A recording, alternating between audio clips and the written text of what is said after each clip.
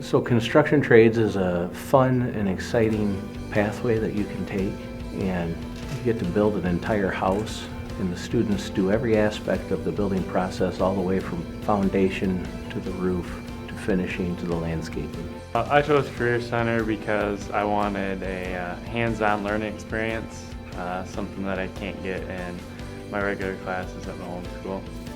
Construction is challenging because it forces you to use your mind a lot. Building of relationships with the students and being able to pass on knowledge that the kids can use not just on the job site but also in life. It's mostly hands-on, like it's all hands-on learning, and you get a chance to do what you like to do.